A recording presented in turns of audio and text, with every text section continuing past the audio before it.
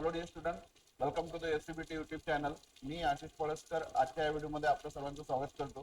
जसं की आपल्या सर्वांना माहितीच आहे की एसबीआय क्लर्कची बऱ्याच दिवसापासून आपण वाट पाहत होतो आणि बंपर वॅकन्सीज निघालेल्या आहेत आणि महाराष्ट्रासाठी तर खूप चांगल्या वॅकन्सीज निघालेल्या आहेत. तर कशा प्रकारच्या वॅकन्सीज आहेत, काय त्याचा पॅटर्न राहणार आहे, इलिजिबिलिटी क्रायटेरिया काय आहे, हे सर्व आजच्या व्हिडिओमध्ये आपण जाणून घेणार आहे. फॉर्म भरण्याची डेट कधीपासून होईल है ना, पर्सेंटेज क्रायटेरिया वगैरे आहे का, तर या सर्व गोष्टी ज्या आहे आपण एक एक करून आजच्या व्हिडिओमध्ये जाणून घेऊ. तसंच माझ्यासोबत आपले भारत सर पण आहे, ते पण आपल्याला नक्कीच गाईडलाईन करतील आणि एक्सपिरियन्स तुम्हाला जो आहे म्हणजे सरांनी ऑलरेडी एक्झाम क्रॅक केलेल्या आहेत, तर आपल्याला जो आहे भारत सरांच्या एक्सपिरियन्सचा पण तुम्हाला उपयोग होईल. तर आपण स्ट्रॅटेजी पण बघू की काय स्ट्रॅटेजी आपली एक्झामच्या दरम्यान असायला पाहिजे. आता आपल्याकडे जो कालावधी उरलेला आहे त्यात आपण कसं प्लॅनिंग करू शकतो हे सर्व काही आजच्या व्हिडिओमध्ये आपण जाणून घेऊ. तर त्याकरिता व्हिडिओ सोबत जुडलेलं राहा. चॅनलवर नवीन असाल तर चॅनलला नक्कीच सबस्क्राईब करा. ठीक आहे, वेळ न गमावता आपण आपले नोटिफिकेशन बघूया, जे ऑफिशियल नोटिफिकेशन आहे. ठीक आहे, ऑफिशियल नोटिफिकेशन मध्ये तुम्हाला फॉर्म भरायची डेट दिलेली आहे. फॉर्म भरायची डेट आहे 17/12/2024 म्हणजेच आजची तारीख. आजपासून तर 7 जानेवारी 2025 पर्यंत तुम्हाला डेट दिलेली आहे. आणि फॉर्म भरताना चुका करायच्या नाही. फॉर्म भरताना याच्यामध्ये क्लिअरली मेन्शन केलेलं आहे की एक वेळा जर तुम्ही फॉर्म भरताना जी तुम्ही कॅटेगरी टाकाल, जी तुमची कास्ट आहे त्याच्यानुसार जी कॅटेगरी तुमची येते ती कॅटेगरी परत तुम्हाला रिफिल किंवा एडिट करता येत नाही. म्हणून फॉर्म भरताना व्यवस्थित फॉर्म भरायचा. आणि खूप चांगली अपॉर्च्युनिटी तुमच्याजवळ आहे. 10,000 प्लस वॅकन्सी हे बऱ्याच वर्षांनी एसबीआयने ऍड केलेले आहेत. आणि इथं या डिटेल नोटिफिकेशन मध्ये तुम्हाला पूर्ण स्टेट वाईज वॅकन्सी दिसतील. त्याच्यामध्ये नंबर ऑफ वॅकन्सी 1100 प्लस महाराष्ट्रासाठी तुम्हाला दिसतील. 1163 वॅकन्सी आपल्याला भेटलेल्या आहेत महाराष्ट्रासाठी. म्हणजे लास्ट इयरच्या कम्पॅरिझन मध्ये जर बघितलं तर यावर्षीच्या वॅकन्सी ज्या आहेत ते खूप चांगल्या आहेत. 1163 है ना. सर्वात जास्त इकडे यूपीला दिसत आहे 1894. ठीक आहे, त्यानंतर इकडे 1200 म्हणजे आपलं मेजर स्टेट मध्ये आपण येत आहे. म्हणजे मेजरली जर 3-4 स्टेट बघितले तर त्यातलं जर आपण बघितलं तो आय थिंक 3 नंबरवर आपल्या वॅकन्सीज आहे महाराष्ट्राच्या. टोटल 13,735 जागा आपल्याला दिसत आहे. टोटल हा आकडा दिलेला आहे 13,735. आणि सांगितलेलं आहे की म्हणजे ह्या ज्या वॅकन्सीज आहे आणखी इन्क्रीज होण्याचे चान्सेस आहे. ठीक आहे, त्यानंतर आणखी आपण काय काय क्रायटेरिया आहे, फॉर्म कशा प्रकारे भरायचा, एलिजिबिलिटी क्रायटेरिया काय आहे हे बघा. इथे एक इम्पॉर्टंट नोटिफिकेशन मध्ये मेन्शन केलेलं आहे की candidate no change in the category of any candidate is permitted after the registration for of online application. तर याच्यामध्ये एक वेळा तुम्ही ऑनलाईन अप्लिकेशन केल्यानंतर तुम्हाला तिथं कुठल्याही प्रकारचे चेंजेस करता येणार नाही. त्याच्यानंतर एज साठी परत तुम्हाला एक क्रायटेरिया दिलेला आहे की तुमचं एज काय असलं पाहिजे. तर अकॅडमिक क्वालिफिकेशन दिलं आहे त्याआधी आपण परिस्थिती बघून घेऊया. Graduation of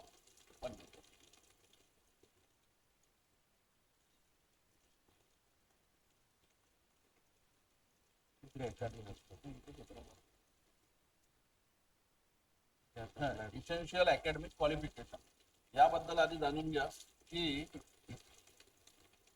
31/12/2024 graduation in any discipline है ना. Graduation in any discipline from a recognised university और any equivalent qualification recognised as such by central government. तर इथे जर आपण लक्षात घेतलं त्यांनी म्हटलेलं आहे की ग्रॅज्युएशन इन एनी डिसिप्लिन म्हणजे BA BCom BSc इंजिनिअरिंग जशा कसं तुमचं ग्रॅज्युएशन झालेलं असेल सर्व विद्यार्थी फॉर्म भरू शकतात. आणि दुसरी मेन गोष्ट म्हणजे इथं कुठलाच पर्सेंटेज क्रायटेरिया दिलेला नाही. म्हणजे पर्सेंटेजची काही आवश्यकता नाही आहे. कोणाला कशीही जरी पर्सेंटेज असेल तरी चालेल आणि कुठल्याही याच्यात डिग्री झालेली असेल तरी तुम्ही फॉर्म भरू शकता. आणि ही डेट तुमची या डेट पर्यंत तुमची डिग्री झालेली असावी. 31/12/2024 इथपर्यंत तुमची डेट डिग्री तुमच्याकडे असायला पाहिजे. जर तुम्ही कुठला पेपर बॅकलॉग असेल किंवा काही असेल जर आपल्याला डिग्री मिळाली नसेल तर मग आपण इलिजिबल नाही. ठीक आहे, त्यानंतर इथं एज बद्दल क्रायटेरिया दिलेला आहे की तुमचं एज काय असलं पाहिजे. एज लिमिट दिलेली आहे आणि जी एज लिमिट दिलेली आहे तुमची ती 1/4/2024 या तारखेला गृहीत धरून दिलेली आहे. म्हणजे या तारखेपर्यंत तुमचं एज किती असल्यास तुम्हाला फॉर्म भरता येईल. कमीत कमी लिमिट असली आहे 20 आणि जास्तीत जास्त तुमची असली पाहिजे 20 ते 28. याच्यामध्ये तुमचं वय असलं पाहिजे आणि त्याच्यानंतर प्रत्येक कॅटेगरीनुसार तुम्हाला रिलॅक्सेशन दिलेलं आहे. जसं आता 28 इयर जर हायेस्ट असलं, त्याच्यानंतर जर तो व्यक्ती SC ST कॅटेगरीतून असेल तर त्यांना आणखी 5 वर्षाचं रिलॅक्सेशन दिलेलं आहे. ओबीसी साठी 3 वर्षाचं रिलॅक्सेशन आहे. PWBD साठी 10 वर्ष, त्याच्यानंतर 15 वर्ष, 13 वर्ष. इथं तुम्हाला पूर्ण डिटेल एज बद्दल दिलेली आहे. आणि इथं तुम्हाला आणखी डायरेक्ट जर समजून घ्यायचं असेल तर इथं डेट ऑफ बर्थ दिलेली आहे. 1996 म्हणजे 2/4/1996 या तारखेच्या आधी आणि 1/4/2024 या तारखेच्या नंतर जे व्यक्ती येतात त्यांना हा फॉर्म भरता येणार नाही. म्हणजे या तारखेच्या आधी जन्मलेला आणि या तारखेच्या नंतर जन्मलेला. ठीक आहे. आता या तारखेचा आधी जन्मलेला असेल तो इकडे एज रिलॅक्सेशन लागेल, पण या तारखेच्या नंतर जन्मलेला चालतच नाही, ही गोष्ट लक्षात घ्या. म्हणजे जास्त एज साठी क्रायटेरिया आहे, कमी एज साठी क्रायटेरिया नाहीये. म्हणजे 20 वर्ष तरी एक कम्प्लीट पाहिजे. त्यानंतर आणखी याच्यामध्ये एक डिक्लेरेशनचं पाहू आपण. SBIचं डिक्लेरेशन थोडं वेगळं येते, ज्याच्यामध्ये तुम्हाला डेट ऑफ बर्थ मेन्शन करावी लागते. म्हणून डायरेक्ट गुगलवरून कुठलंही डिक्लेरेशन डाउनलोड करायचं नाही. तिथं तुम्हाला सिलेबस दिलेला आहे की सिलेक्शन प्रोसिजर कशा टाईपची राहील. आता आपल्या इथं हे तिन्ही टॉपिक तुम्हाला चांगल्या प्रकारे शिकवले जातात. जसं इंग्लिश आहे, न्यूमरिकल ॲबिलिटी आहे आणि रिजनिंग आहे. हा सिलेबस तुम्हाला प्रिलिम साठी आहे. मेन साठी हाच सिलेबस प्लस तुम्हाला कम्प्युटर आणि जनरल अवेअरनेस ऍड होईल. आणि क्लरिकलची एक्झाम आहे तर याला कुठल्याही प्रकारचा इंटरव्ह्यू नाही आहे. ही तुमच्या समोर येणारी बेस्ट अपॉर्च्युनिटी आहे, ज्याच्यामध्ये तुम्हाला बेसिक पे 26 ते 27 हजारापर्यंत तुम्हाला एवढा पगार राहतो. दोनच फेज मध्ये एक्झाम आहे, एक प्रिलिम आणि दुसरी मेन. प्रिलिम जर बघितली आपण क्वालिफाईंग नेचरची राहतो. त्याचा पॅटर्नही त्यांनी दिला आहे की इंग्लिशचे 30 क्वेश्चन्स आपल्याला येतील 30 मार्क्स साठी. ड्युरेशन 20 मिनिट दिलेला आहे. 20 मिनिट ड्युरेशन. सेक्शनल टायमिंग आहे तिन्ही सेक्शनला. टोटल 1 आवर्स होत आहे. Each question carry 1 mark. इथे जर आपण बघितलं तर इंग्लिशचे 30 क्वेश्चन 30 मार्क है ना. न्यूमेरिकलचे 35. टोटल 100 क्वेश्चन होत आहे, 100 मार्क आणि 1/4. ठीक आहे. Mark assign for question will be deducted for each wrong answer. म्हणजे एखाद्या क्वेश्चनचं जर आपण रॉंग आन्सर केलं म्हणजे निगेटिव्ह मार्किंग आहे. आणि कशी आहे तर 1/4 आहे. 4 क्वेश्चन चुकले तर आपला 1 मार्क जातो. 0.25 ची म्हणू शकतो आपण. ठीक आहे. हा प्रिलिम क्वालिफाईंग नेचरचा आहे. प्रिलिम्सचे फायनल रिझल्ट मध्ये जे आहे ते मार्क पकडल्या जात नाही. आपला जो फायनल रिझल्ट लागतो on the basis of mains लागतो. ठीक आहे. त्यानंतर इकडे तुम्हाला पेपर कोणत्या लँग्वेज मध्ये राहील ते पण दिलेलं आहे. महाराष्ट्रासाठी तिन्ही लँग्वेज मध्ये पेपर आहे, इंग्लिश, हिंदी आणि मराठी. हे आधी नव्हतं. आता तुम्हाला एखाद्या क्वेश्चनचा आन्सर जमत नसलं तुम्ही मराठीमध्ये पण तिथं चेक करू शकता. आणि हे फक्त क्लरिकल मध्येच अवेलेबल राहते.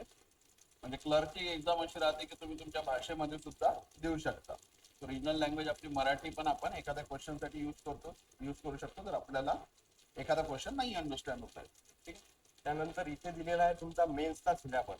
मेन्स मध्ये पण तुम्ही पाहू शकता जो तुमचा प्रिलिमचा सिलेबस आहे तो सुद्धा याच्यामध्ये आहे. इंग्लिश आहे, क्वांट आहे आणि रिजनिंग आहे. सोबत इकडे कम्प्युटर अप्टिट्यूड ऍड झालेला आहे आणि फायनान्शियल अवेअरनेस.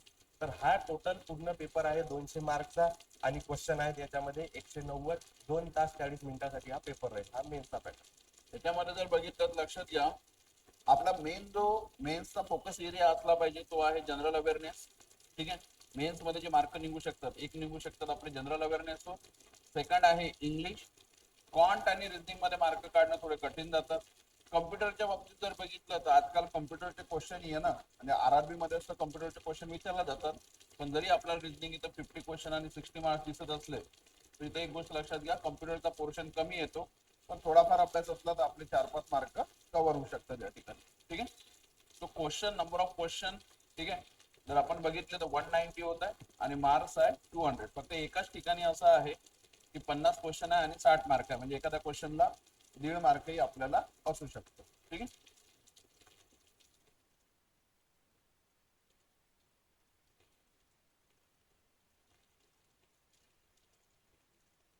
त्यानंतर कॉल लेटर बद्दल इन्फॉर्मेशन दिलेली आहे. ज्यांना काही आणखी अडचण असेल त्यांनी नोटिफिकेशन डिटेल वाचायची.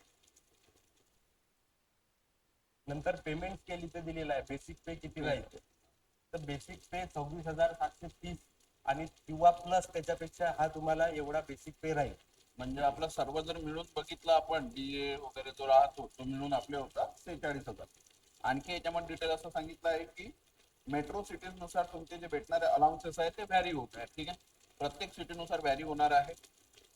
त्यानंतर फॉर्म भरायची तुम्हाला फीज किती लागणार आहे. SC, ST, PWBD किंवा जे फिजिकली हँडिकॅप स्टुडंट असतील यांच्यासाठी नील आहे ही नाही आहे. आणि जनरल OBC आणि EWS कॅटेगरीसाठी 750 रुपये तुम्हाला फॉर्मची फी आहे. महिलांसाठी असं काही विशेष नाही आहे, म्हणजे कॅटेगरी वाईज केलेलं आहे. लेडीजला सुद्धा फी आहे, म्हणजे काही एक्झाम अशा राहतात जिथे गर्ल्सला फीज राहत नाही. ठीक आहे, पण इथे फीज लागणार आहे. ठीक आहे. फॉर्म भरण्यासाठी तुम्ही आजपासूनच तुम्ही फॉर्मला अप्लाय करू शकता. आणि फॉर्म भरताना लेट करू नका, कारण कधी कधी काय होते की फॉर्म आपण लेट भरतो त्याच्यामुळे तुमच्या सेंटरचा प्रॉब्लेम किंवा फीज वगैरे टीम मध्ये पण एखाद्या वेळेला सर्व्हर डाऊन लेट मिनिटाला भरायला जातात फॉर्म, त्याच्या कारणाने काय होते सिस्टीम पण हँग होण्याचे चान्सेस राहतात, सर्व्हर डाऊन होण्याचे चान्सेस राहतात. तो मिनिमम कमीत कमी 5 ते 10 दिवसाआधी तरी फॉर्म भरून टाका. थोडासा पहिले एक्सपिरियन्स घ्या, 2-4 दिवस थोडंसं नोटिफिकेशन व्यवस्थित वाचा, त्यानंतरच फॉर्म फिल करा. ठीक. फॉर्म भरताना तुम्हाला काही अडचण आल्यास सकाळी 11 ते संध्याकाळी 5 वाजेपर्यंत इथं हेल्प डेस्क किंवा त्यांची साईट दिलेली आहे, त्याच्यावर तुम्ही कॉन्टॅक्ट करू शकता. नंतर फॉर्म भरताना जे इथं डिक्लेरेशन दिलेलं आहे, आता SBI क्लर्कचं जे डिक्लेरेशन आहे इथं तुम्हाला डेट ऑफ बर्थ मेन्शन करावी लागते. बाकी ठिकाणी आपण काय करतो, फॉर्म भरताना डायरेक्ट गुगलवरून डिक्लेरेशन डाउनलोड करतो आणि ते लावून देतो. पण SBI क्लर्कच्या डिक्लेरेशन मध्ये तुम्हाला नाव तर आहे, सोबत डेट ऑफ बर्थ मेन्शन करायची आहे. तर हेच डिक्लेरेशन तिथं लावायचं आहे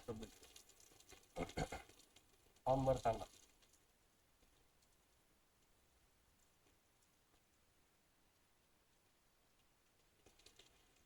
ओके, बाकी तर जनरल इन्फॉर्मेशन तुम्हाला सांगितलं गेलेली आहे. आणखी तुम्हाला जागा वाईज किंवा स्टेट वाईज तुम्हाला महाराष्ट्र सोडून दुसऱ्या कुठल्या स्टेटमध्ये अप्लाय करायचं असेल तर त्यासाठी तुम्ही करू शकता. आणि फॉर्म भरायच्या ह्या क्रायटेरिया दिलेल्या आहेत. फोटोची साईज काय असली पाहिजे, थंबची साईज काय असली पाहिजे, हे सगळं याच्यामध्ये दिलेलं आहे. डिटेल नोटिफिकेशन तुम्ही पाहू शकता. अदर स्टेट मधून जर तुम्हाला फॉर्म भरायचा असेल त्यासाठी एक अट आहे मात्र, की तिथली रिजनल लँग्वेज आपल्याला यायला पाहिजे. म्हणजे फॉर एक्झाम्पल तुम्हाला युपीतून फॉर्म भरायचा आहे तर हिंदी लँग्वेजवर तुमची कमांड असायला पाहिजे. हिंदी लँग्वेज तुमच्या याच्यामध्ये काय म्हणतो आपण 10th आणि 12thच्या याच्यावर मेन्शन असायला पाहिजे, तेव्हाच पुढे तुम्ही युपी मधून फॉर्म भरू शकता. ठीक आहे. तो आज आपण याच्याबद्दल बघितलेला आहे.